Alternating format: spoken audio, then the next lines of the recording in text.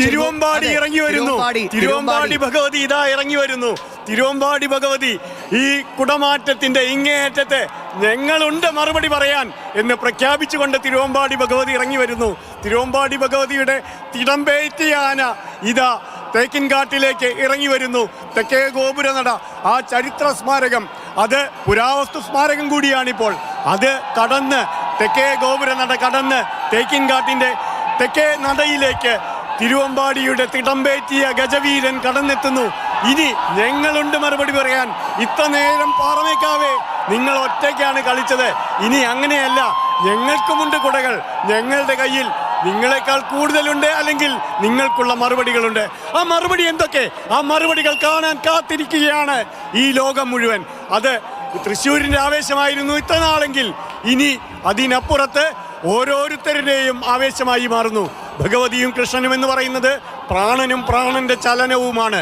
ആ വിശ്വാസപ്രകാരം ആ പ്രാണനും പ്രാണന്റെ ചലനവും കുടമാറ്റത്തിൻ്റെ ആ സൗന്ദര്യത്തിലേക്ക് അതിനെ സമ്മോഹനമാക്കാൻ കടന്നെത്തുന്ന അസുലഭമായ നിമിഷങ്ങൾ, അനർഘമായ നിമിഷങ്ങൾ, അത് ഇവിടെ ആരംഭിക്കുകയായി.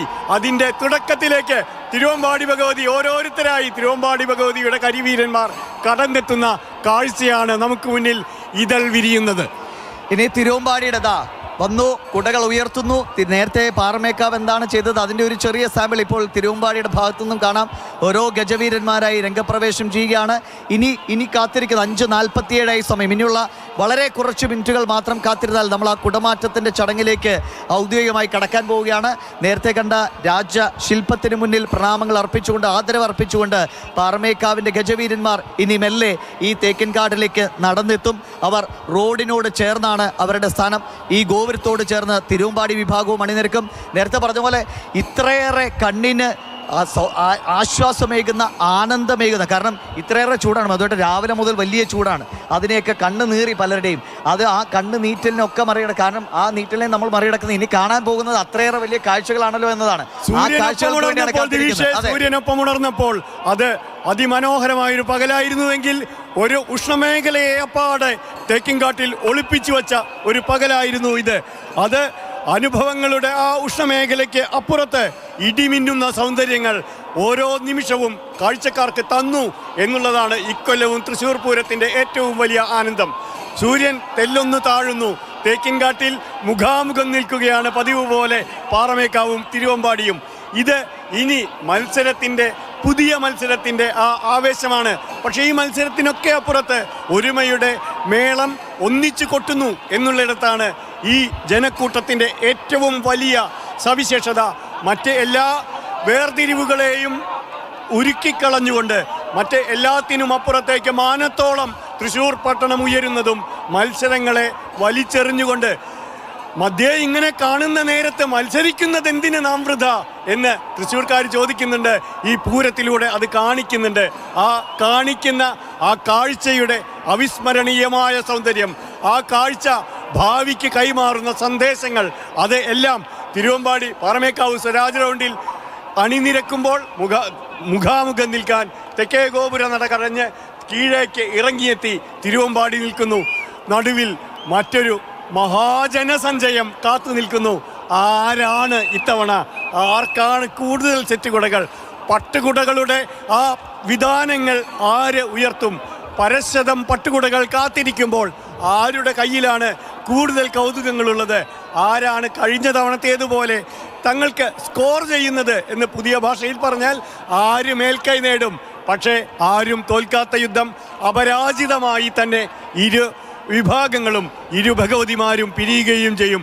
ഇത് മധ്യേ ഇങ്ങനെ കാണുന്ന നേരത്ത് ഉപചാരം ചൊല്ലി പിരിയുന്നതിന് മുമ്പായുള്ള ഒരു കൗതുകം അത് മാത്രമാണ്. അത് തങ്ങളുടെ തട്ടകങ്ങളെ രസിപ്പിക്കാനുള്ള ഭഗവതിമാരുടെ, ദേവിമാരുടെ മറ്റൊരു കൗതുകം. കാരണം ആ കൗതുകങ്ങൾ, ആ ആനന്ദങ്ങൾ, അവർ പ്രദാനം ചെയ്യുന്ന സൗന്ദര്യങ്ങൾ, ഐശ്വര്യങ്ങൾ, അതെല്ലാമാണ് വരും വർഷങ്ങളിൽ, അടുത്ത ഒരു വർഷങ്ങളുടെ തങ്ങളുടെ മുന്നോട്ടുള്ള ഗതി എന്ന് തൃശ്ശൂർക്കാർക്കറിയാം, ഇരു ഭക്തന്മാർക്കറിയാം.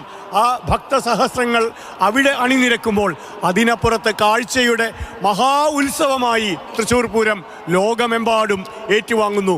മുൻപ് പലവട്ടം പറഞ്ഞതുപോലെ ലോക ടൂറിസത്തിൻ്റെ നെറ്റിത്തടത്തിലെ സിന്ദൂരപ്പൊട്ടായി ഒരിക്കൽ കൂടി തൃശ്ശൂർ പൂരം മാറാൻ പോകുമ്പോൾ എല്ലാവർക്കും ആസ്വദിക്കാവുന്ന കുടമാറ്റത്തിന് ഇതാ തിരുവമ്പാടിയും തയ്യാറെടുക്കുകയാണ്.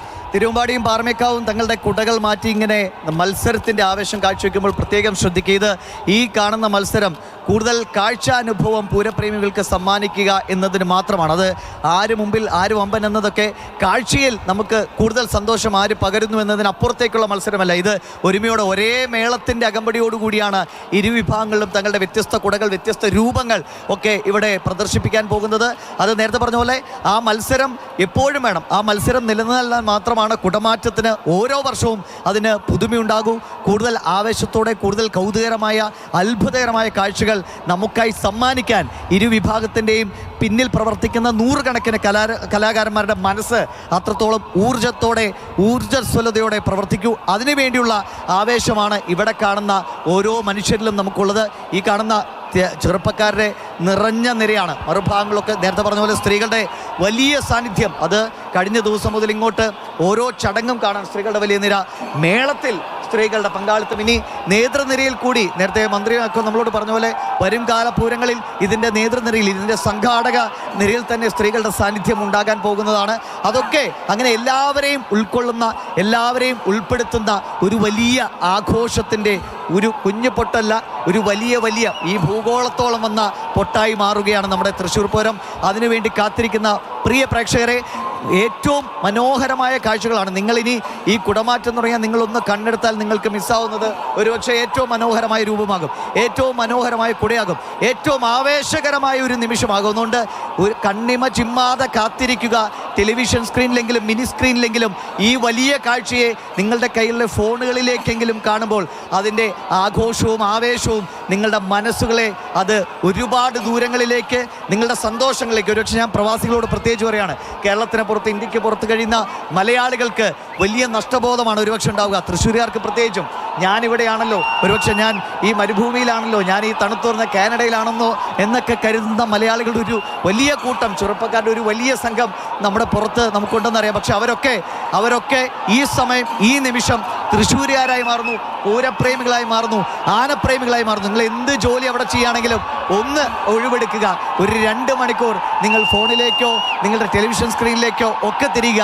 നിങ്ങളെ കാത്തിരിക്കുന്നത് നിങ്ങളുടെ നാടിൻ്റെ സ്പന്ദനമാണ്.